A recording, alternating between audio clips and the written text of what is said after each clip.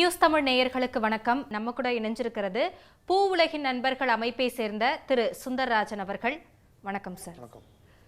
Sir, முதல்ல இப்போ India முழுவதும் பேசப்பட்டுட்டு வருது, எல்லாரையும் சோகத்தில் ஆழ்த்திருக்கிற ஒரு விஷயம் அப்படின்னா கேரள மாநிலம் வயநாட்டில் ஏற்பட்டிருக்க நிலச்சரிவு. அதனால 150க்கு மேலே உயிரிழப்பு ஏற்பட்டிருக்கு அப்படின்னும் தெரிய வந்திருக்கு. இன்னும் பலி எண்ணிக்கை அதிகரிக்கவும் வாய்ப்பு இருக்கு அப்படின்னு சொல்றாங்க. இந்த நிலச்சரிவுக்கான அடிப்படை காரணமாக நீங்கள் எதை சார் பார்க்குறீங்க? பொதுவாக ஒரு நிலச்சரிவு ஏற்படுறதுக்கு ஒரு 4-5 முக்கியமான காரணங்கள் இருக்குது. ஒன்று வந்து ஜியாலஜிக்கல் ஃபேக்டர்ஸ், புவியியல் சார்ந்தது. மார்ஃபோலாஜிக்கல் ஃபேக்டர்ஸ், உருவகம் சார்ந்தது. அதாவது சில பகுதிகள் வந்து அப்படி தான் உருவாயிருக்கும், அது வந்து நம்மளால் ஒன்றும் செய்ய முடியாது. நிலநடுக்கம், எர்த்குவாக்கு. அப்புறம் ஏதாவது வந்து ஒரு பனிமலை இருக்கக்கூடிய ஏரிகள் உடஞ்சி, இப்போ கிளேசியர்ஸ் மெல்ட் ஆகி ஒரு ஏரியில் வந்து ஸ்டோர் ஆகும். அந்த லேக்கு சில சமயம் வெடிச்சிடும் ப்ரீச் ஆயிரும். அப்போ ஒரு நிலச்சரிவு ஏற்படும். அப்புறம் மனிதர்களால் ஏற்படக்கூடிய நிலச்சரிவுகள். இந்த 4-5 வகையில் நிலச்சரிவு வந்து ஏற்படும். இப்போ வயநாடில் ஏற்பட்டது வந்து எல்லாரும் இயற்கை பேடர்னு சொல்கிறாங்க. நாங்கள் ரொம்ப தெளிவாக சொல்கிறோம், it's not a natural disaster. அது இயற்கை பேடர் அல்ல, அது மேன்மேட் டிசாஸ்டர். மனிதர்களால் உந்தப்பட்ட நிலச்சரிவு தான் நம்ம வந்து சொல்லணும். நீங்கள் மனிதர்களால் உந்தப்பட்டனா யாராவது போய் கடப்பாறை வச்சுருப்பாங்கன்னா அப்படி கிடையாது. பொதுவாக இமயமலைக்கும் மேற்கு தொடர்ச்சி மலைக்கும் பெரிய வேறுபாடு இருக்குது. என்ன வேறுபாடுனா, இமயமலை வந்து ரொம்ப யங் மவுண்டன்ஸ், ஒரு சில ஆயிரம் ஆண்டுகளுக்கு முன்பாக உருவான மலை. ஆனால் மேற்கு தொடர்ச்சி மலை வந்து அந்த உலகத்தில் உயிர்கள் தோன்றுவதற்கு முன்பாக தோன்றிய மலை. ப்ரீ கம்பேரியன் எரான்னு சொல்லுவாங்க அந்த காலகட்டத்தில் தோன்றின மலை. ஸோ இப்போ மேற்கு தொடர்ச்சி மலை வந்து கடுமையான கடின பாறைகள் கொண்ட ஒரு மலை, ஹார்ட் ராக்ஸ் இருக்கும். ஸோ ஆக்சுவலாக நீங்கள் பார்த்தீங்கன்னா மேற்கு தொடர்ச்சி மலை வந்து நிலச்சரிவு நடக்கக்கூடாது. ஹிமாலயாஸ் வந்து யங் மவுண்டன்ஸ்லாம் ராக்ஸ்லாம் ரொம்ப சாஃப்டாக இருக்கும், ரொம்ப இலகுவாக உடையிற மாதிரி இருக்கும். ஆனால் அங்கே நிலச்சரிவு வந்து ஏற்படுறதுக்கான வாய்ப்பு அதிகம் இருக்குது. ஆனால் நாம் என்ன பண்ணிட்டோம்னா, ஹார்ட் ராக்ஸ் உள்ள மேற்கு தொடர்ச்சி மலையிலேயே இஷ்டத்துக்கு ரோடு போடுறது, ரெசார்ட் கட்டுறது, டனல் போடுறது, டேம் கட்டுறது கட்டு இன்றைக்கி வந்து அந்த நிலம் தயாராக இருந்தது நிலச்சரிவு ஏற்படுறதுக்கு. அப்படி தான் நம்ம வந்து சொல்லணும். கண்டிப்பாக. இப்போ நீங்கள் சொன்ன மாதிரி இது வந்துட்டு இயற்கை பேரழிவு அப்படின்றது கிடையாது, மேன்மேடு தான் அப்படின்னு சொன்னீங்க. இப்போ ஏற்பட்டிருக்கிற நிலச்சரிவு வந்து இந்த ஆக்கிரமிப்புகள், அப்புறம் இந்த தேயிலை தோட்டங்கள் இதெல்லாம் அழிச்சு, காடுகளை அழிச்சு அந்த இடத்துல மேன்மேடாக உருவாக்குன சில விஷயங்கள் தான் இந்த நிலச்சரிவுக்கு காரணம் அப்படின்னு சொல்லப்படுது. அது எப்படி சார்? அதாவது ஒரு பகுதி வந்து நிலச்சரிவு வருமா வராதான்னு முன்னாடியே ஆய்வு பண்ணியிருப்பாங்க. இங்கே என்ன நினச்சினா, வயநாட்டில் பொறுத்த மட்டும் நிலம் வந்து தயாராக இருக்குது. எப்படி தயாராக இருக்குன்னா, பல ரெசார்ட்ஸு. அதில் ஒரு குறிப்பிட்ட ஒரு விஷயத்தை நான் சொல்ல விரும்புகிறேன். வயநாடு குறிப்பாக அந்த வைத்திரி தாலுகாவில் ஏற்படக்கூடிய நிலநடுக்கங்களில் 90% மலைச்சரிவு தான் ஏற்படுது. ஸோ மலைச்சரிவில் ஏன் ஏற்படுதுன்னா, மலையார் கடத்தில் போய் நம்ம மலையை உடைச்சி அதை வந்து ஃப்ளாட் ஆக்கி அங்கே ரெசார்ட் கட்டுறோம், இல்லை வீடு கட்டுறோம், ஏதோ ஒன்று பண்ணுறோம். ஸோ நிலம் வந்து ரொம்ப சாஃப்டன் ஆயிரும். அந்த ராக்ஸும் சரி, அந்த மண்ணும் சரி ரொம்ப சாஃப்ட் ஆகிடும். ஸோ ஆக்சுவலாக எனக்கு கேட்டிங்கன்னா, நான் சொல்லுவேன், நிலம் வந்து தயாராக இருக்குது இந்த மாதிரி நிலச்சரிவு ஏற்படுறதுக்கு. எப்போ நடக்கும்னா, ஒரு அதிதீவிர மழைப்பொழிவு வந்து நடக்கும்போது வந்து சட்டு வந்து அடிச்சுட்டு வந்துடும். அதுதான் வந்து வயநாட்டில் வந்து நடந்துச்சு. பொதுவாக இந்தியாவிலேயா இருக்கட்டும், இல்லை தமிழ்நாட்டிலேயா இருக்கட்டும், நிலச்சரிவு ஏற்படுற இடங்கள் அப்படின்னா நீங்கள் எதை சொல்லுவீங்க சார்?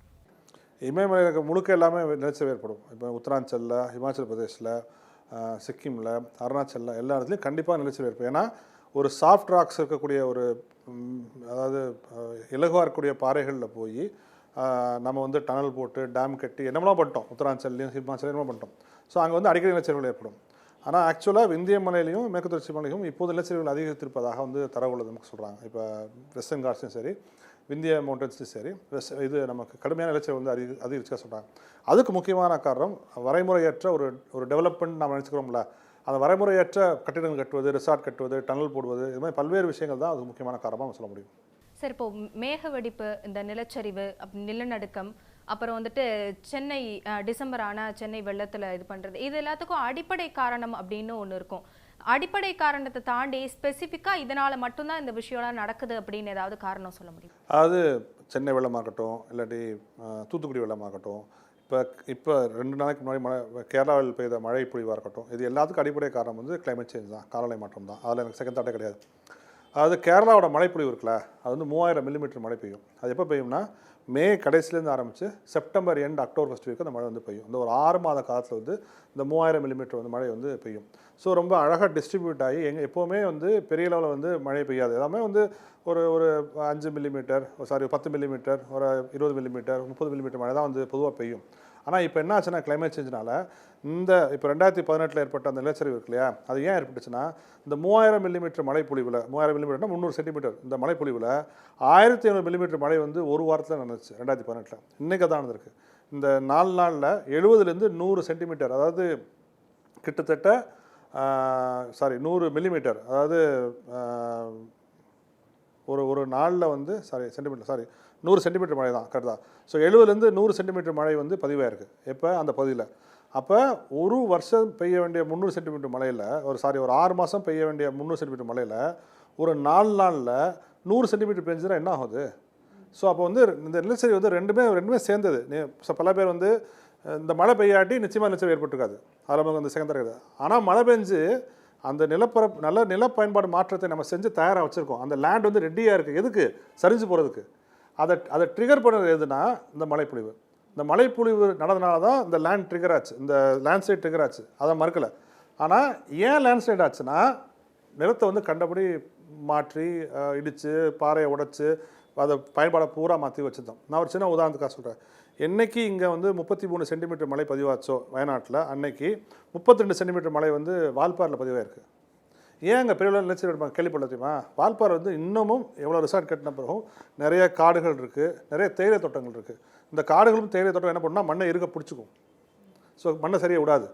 இங்கே என்ன பண்ணிட்டோம், வயநாட்டில் எல்லாத்தையும் அடித்து உடச்சி ரிசார்ட்டாக கட்டி வீடாக கட்டி எல்லாத்தையும் வந்து மாற்றிட்டோம். அதான் 30 டிகிரி மலைச்சரிவில் போய் நம்ம வந்து 90% லேண்ட் சயின்ஸ் நடந்திருக்குன்னு சொன்னால் அப்போ முழு தவறும் நம்ம செஞ்ச தவறு, நம்மனா மனிதர்கள் செஞ்ச வந்து தவறு தான் நிச்சயமாக சொல்ல முடியும்.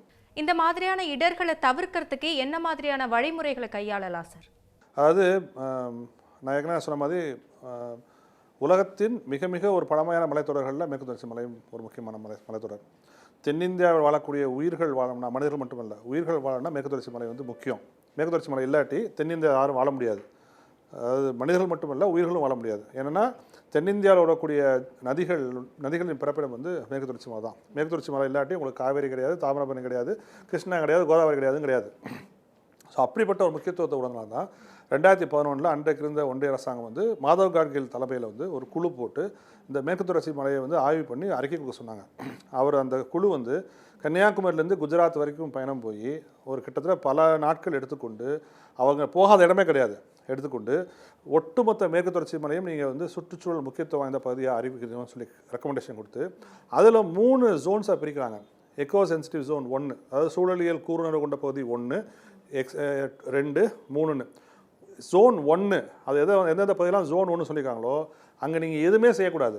அங்கே வந்து காடுகள் இருக்கலாம், விவசாயம் சார்ந்த விஷயங்கள் நடக்கலாம், அவ்வளோதான். ஜோன் 2ல் சில விஷயங்கள் அனுமதிக்கலாம்னு சொல்கிறாங்க. ஜோன் 3ல் இன்னும் சில விஷயங்கள் அனுமதிக்கலாம்னு சொல்லி சொல்கிறாங்க. இதில் என்ன ஒரு முரணான விஷயம்னா, இப்போ இந்த வைத்திரி தாலுகா இருக்குல்ல, அது வந்து ஜோன் 1. நீங்கள் ஆக்சுவலாக அங்கே எதுவும் பண்ணக்கூடாது. அந்த கமிட்டி ரெக்கமெண்டேஷன் பண்ணி இங்கே பண்ணக்கூடாது. ஆனால் கடந்த 10 ஆண்டுகளில் நாம் வந்து எத்தனை ரிசார்ட்ஸ் அதிகரித்திருக்கோம். சரி, அதை அவங்க செய்யலை. அடுத்தது கஸ்தூரங்கன் குழு ஒன்று போட்டாங்க, அவங்களும் ரெக்கமெண்டேஷன்ஸ் கொடுத்தாங்க, அதையும் ஒன்றும் செய்யலை. கேரள அரசாங்கம் ஒரு குழு போட்டுச்சு, அவங்க சில ரெக்கமெண்டேஷன்ஸ் கொடுத்தாங்க, அதையும் ஒன்றும் செய்யலை. அப்போ நீங்கள் வந்து சரி, அதாவது ஒரு விஷயம் புரிஞ்சுக்கணும், நிலச்சரிவு ஏற்படுவதை தவிர்க்க முடியுமா அப்படின்னு கேட்டால் முடிந்தளவு தவிர்க்க முடியும். ஆனால் ஒருவேளை நடந்தால் கூட உயிரிழப்பை வந்து நிச்சயமாக தடுக்க முடியும். இந்த உயிரிழப்பை நீங்கள் தடுக்க முடியும். ஏன்னா நீங்கள் வந்து வல்னரபிள் ஹாட்ஸ்பாட்ஸ் வந்து நீங்கள் வந்து மார்க் பண்ணிப்பாங்க. வல்னரபிள் ஹாட்ஸ்பாட்ஸ்னால் எந்தெந்த பகுதியில் நிலச்சரிவு ஏற்படும் நமக்கு ஒரு டேட்டா எடுத்துடலாம், அது ஆய்வு பண்ணி எடுத்துடலாம். இப்போ நீங்கள் வந்து இந்த மைத்திரியை வந்து வல்னரபிள் ஹாட்ஸ்பாட்னு நினச்சினா தான் அந்த கமிட்டி வந்து இங்கே எதுவும் கட்டக்கூடாதுன்னு சொல்லியிருக்கு. சென்சிட்டிவ் எக்கோ சென்சிட்டிவ் ஜோன் 1ல் வந்து வச்சிருக்கு. ஸோ ஒவ்வொரு பகுதியும் நீங்கள் வந்து 1, 2, 3 வகைப்படுத்துறீங்கல்ல, அதே மாதிரி ஒவ்வொரு பகுதியும் இந்த பகுதி நிலச்சரிவு வருமா வராதான் முடிவு பண்ணிட்டீங்கன்னா, அங்கே இருக்க நிலச்சரிவு வரக்கூடிய பகுதினா அங்கே இருக்க மக்கள் நீங்கள் வெளியேற்றணும், பர்மனெண்ட்டாக ஏற்றிட்டு அந்த பகுதியில் விளையக்கூடிய மரங்கள், தாவரங்கள், புதர்கள் எல்லாத்தையும் அதை வச்சு அந்த இடத்துல வந்து வளர்க்கணும். அது என்ன ஆகும்னா, அது வந்து நாளைக்கே உங்களுக்கு எஃபெக்ட் கிடைச்சிடாது. ஆனால் ஒரு 10 வருஷம் கழிச்சு என்ன ஆகும்னா, அது மண்ணை வந்து பிடிக்க ஆரம்பிச்சோம். ஸோ நிலச்சரிவு வந்து குறையும். அப்படியே நடந்தால் கூட உயிரிழப்பு வந்து பெரிய வந்து நடக்காது. இப்போ சொல்கிறோம்னா 200 பேரா 300 பேரா அச்சப்படுறோம் இல்லையா, அது வந்து பெரிய லெவலில் வந்துருக்காது. இது போக சர்ஃபேஸ் மோஷன் சென்சார்ஸ்னு நிறைய டெக்னாலஜிஸ்லாம் அவைலபிளாக இருக்குது குளோபலாக. நிலச்சரிவு என்பது இந்தியாவுக்கு மட்டும் சொந்தமாக இருக்க கிடையாது, உலகம் முழுக்க நடக்குது. அப்போ அங்கே இருக்க டெக்னாலஜிஸ் நம்ம வந்து கொண்டு வந்து பயன்படுத்தலாம். நம்முடைய பேரிடர் மீட்பு படையினருக்கு ஒரு பெரிய பயிற்சி தேவைப்படுது. இன்றைக்கி நீங்கள் பார்த்தீங்கன்னா அரக்கோணத்துக்கு தான் போயிருக்காங்க, சூலூர்லேருந்து தான் ஹெலிகாப்டர் போயிருக்கு. ஸோ இப்போ இன்ஃபேக்ட் பூவுலக நண்பர்கள் போட்ட அறிக்கையில் பார்த்தீங்கன்னா 2 முக்கியமான விஷயம் சொல்லியிருப்போம். தமிழக அரசு உடனடியாக குன்னூர், ஊட்டி போன்ற இடங்களில் வந்து எதெல்லாம் வல்னரபிள் ஹாட்ஸ்பாட்ஸ்னு ஸ்டடி பண்ணி அங்கே இருக்க மக்களை வெளியேற்றிடணும். இல்லாட்டி இதே மாதிரி இப்போ ஊட்டியும் குன்னூர் ஏன் தப்பிச்சிருக்கு தெரியுமா? இப்போ வரைக்கும் இன்னொரு 100 சென்டிமீட்டர் மழை அங்கே பெய்யலை. ஸோ 100 சென்டிமீட்டர் மழை பெய்யறதுக்காக அந்த பகுதி வெயிட் பண்ணுது. 100 சென்டிமீட்டர் மழை பெய்யாதுன்னு யாரும் சொல்ல முடியாது. இப்போ திருநெல்வேலியில் வந்து 100 சென்டிமீட்டர் மழை பெஞ்சது, தூத்துக்குடியில் பார்த்தோம்.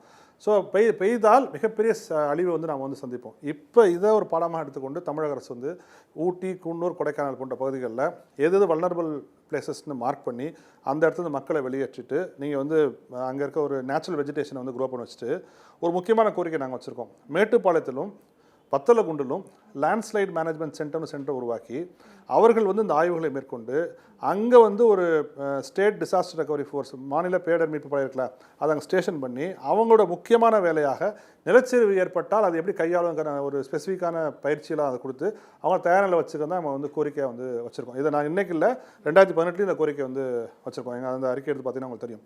ஸோ அப்போ தமிழக அரசு இந்த வயநாடு நிலச்சரிவை ஒரு பாடமாக எடுத்துக்கொண்டு நீங்கள் வந்து ஊட்டி, குன்னூர், கொடைக்கானல் போன்ற பகுதிகளில், கோத்தகிரி போன்ற பகுதிகளில் நீங்கள் இதுக்கான ஆய்வுகளை மேற்கொள்ளும் நாங்கள் வந்து இந்த அறிக்கை மூலமாக கேட்டுருக்காங்க.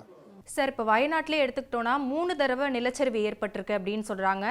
மீட்பு பணிகள் ஒரு பக்கம் போயிட்டு இருந்தாலும் மீட்பு பணிகளை நாங்கள் செய்யறதுக்கு எங்களுக்கு தொய்வாக இருக்குது, அங்கே சிக்கலாக இருக்குது. ஏன்னா மறுபடியும் வந்துட்டு அந்த மணலாக இருக்கட்டும், நிலச்சரிவாக இருக்கட்டும், இல்லை காலநிலை மாற்றமாக இருக்கட்டும், எல்லாமே எங்களுக்கு சவாலாக இருக்குது அப்படின்னு சொல்கிறாங்க. இது மறுபடியும் இயல்பு நிலைக்கு திரும்புறதுக்கான வாய்ப்பு இருக்கா? எப்போ ஆகும் சார்? இல்லை, அவங்க இன்னைக்கு கூட ரெட் அலர்ட் கொடுத்துருக்காங்க, மழை பெய்யும், நிலச்சரிவு ஏற்படும் சொல்லி கொடுத்துருக்காங்க. என்ன ஒரு வருத்தமான விஷயம்னா அந்த பிரிட்ஜ் உடஞ்சி போச்சு. ஒரு பிரிட்ஜ், அந்த ஒரு ஊருக்கு போகக்கூடிய பிரிட்ஜு, அந்த பிரிட்ஜு உடஞ்சி போனனால வந்து 13 மணி நேரம் கழிச்சு தான் மீட்பு படை வந்து அந்த ஊருக்கே போக முடிஞ்சுது. ஸோ எவ்வளோ பேர் நம்ம இழந்துட்டோம், அதனால் நமக்கு வந்து இன்னும் கணக்கு தெரியல. இதுமாதிரி தான் வந்து நமக்கு தெரிய வரும். ஸோ நம்மளுடைய டிசாஸ்டர் ரெக்கவரி ஃபோர்ஸுக்கு, நம்மளுடைய பேரிடர் மீட்பு குழுவுக்கு தேவையான பொருட்கள் இருக்கிறாங்கிற கேள்வி எனக்கு வந்து இருக்குது. அவங்க இன்னமும் அந்த ஏணி மாதிரி வச்சு கயிறு மாதிரி தொங்க தான் போகிறாங்க. இப்போ ஆல்டெரைன் வெஹிக்கிள்ஸ்லாம் நிறைய வந்துருச்சு. எந்த நிலப்பரப்புலையும் போகக்கூடிய வண்டிகள்லாம் வந்து வந்துருச்சு. அதெல்லாம் ரொம்ப ஈஸியாக வந்து கிடைக்குது. அதெல்லாம் கொண்டு வந்து வச்சுருக்கலாங்க. ஏன்னா இது வந்து நிலச்சரிப்பட்டால் எப்படினாலும் வந்து நில பயன் அதோட இது வந்து மாறும். ஸோ அந்த மாதிரி போகக்கூடிய வாகனங்கள் வந்து எடுத்துக்கலாம். சூலூர்லேருந்து தான் ஹெலிகாப்டர்ஸ் வந்து போயிருக்கு. ஸோ வேறு ஏதாவது ஏர்ஃபோர்ஸ் வந்து இன்வால்வ் பண்ணி நம்ம வந்து பெருசாக பண்ணியிருக்கலாம். இது எல்லாமே போஸ்ட்மார்ட்டம் தான் இது, சரியா? ஆனால் இந்த நிலச்சரிவு ஏற்படாமல் தடுப்பதற்கான விஷயங்களை எல்லாம் நம்ம செய்ய தவறிட்டு இன்றைக்கி வந்து நம்ம வந்து போஸ்ட்மார்ட்டம் பற்றி பேசணும். நம்ம வந்து என்ன செஞ்சுருக்கோம், என்ன செய்யணும் பேசணும். ஆனால் இது வந்து தொடர்கதையாக ஆகாமல் இருப்பதற்கு என்னெல்லாம் செய்யணுமோ குறைஞ்சபட்சம் இந்த ஒரு டிசாஸ்டரை எடுத்துக்கிட்டு அரசுகள் வந்து செயல்பட ஆரம்பித்தா நல்லா இருக்குன்னு நினைக்கிறேன். சார், இப்போ அதே மாதிரி இப்போ நிலச்சரிவு ஏற்பட்டிருக்கு, இதனால் மக்கள் பாதிக்கப்பட்டிருக்காங்க. இப்போ இந்த நிலச்சரிவு ஏற்பட்ட இடத்துல பாதிக்கப்பட்ட மக்களை அதே இடத்துல மறுபடியும் மீள்குடியேற்றம் பண்ணலாமா, இல்லை அவங்கள வேறு இடத்துல தான் வந்துட்டு குடியமர்த்தணுமா, அவங்களுக்கான வேறு இடங்கள் அமைச்சு தரணுமா? அதை பற்றி நீங்கள் என்ன சொல்கிறீங்க சார்? இல்லை, இந்த ஒரு நிலச்சரிவை மட்டும் வச்சு நான் காலி மட்டும் சரியாகுமா கேட்டால் கேள்வி சரியான கேள்வி தான். ஆனால் நீங்கள் ஒரு தடவை வந்து நம்ம வந்து பட்டுட்டோம் அப்போனா அந்த இடம் வந்து நிலச்சரிவு ஏற்படுறதுக்குள்ள வாய்ப்புள்ள இடம்னு அர்த்தம், சரியா? ஸோ நிலச்சரிவு ஏற்பட வாய்ப்புள்ள இடத்துலேருந்து மீண்டும் அந்த மக்களை போய் அதே இடத்துல குடியமர்த்துவது என்பது நிச்சயமாக ஏற்றுக்கொள்ள முடியாது. ஏன்னா அவங்க வந்து எப்போவுமே வல்னரபிளாகவே இருப்பாங்க. அதே எப்போவுமே வல்னரபிள் ஆகணும். அதுக்கு அந்த பகுதியிலே நிலச்சரிவு ஏற்படாத இடங்கள் நிச்சயமாக இருக்கும். அதாவது அப்படியே வயநாட்டில் இருக்க ஒவ்வொரு ஸ்கொயர் மீட்டர்லையும் நிலச்சரிவு ஏற்படலாம் யாருன்னு சொல்ல. ஸோ நிலச்சரிவு எங்கே ஏற்படாதோ அந்த பகுதியில் போய் அந்த மக்களை மீள்குடியேற்றம் செய்து அவங்களுக்கு தேவையான வசதியை சரி செய்து தருவது அல்லது செய்து கொடுப்பது தான் உண்மையிலே ரீஹாபிலிட்டேஷனாக இருக்கும். நீங்கள் மறுபடியும் போய் அவங்க அதே இடத்துல வச்சிங்கன்னா இன்னைக்கு இல்லாட்டி 10 வருஷம் கழிச்சு மறுபடியும் ஒரு லேண்ட்ஸ்லைட் அங்கே வரத்தான் செய்யும். செய்திகளை உடனுக்குடனும் துல்லியமாகவும் தெரிந்து கொள்ள சப்ஸ்கிரைப் பண்ணுங்க.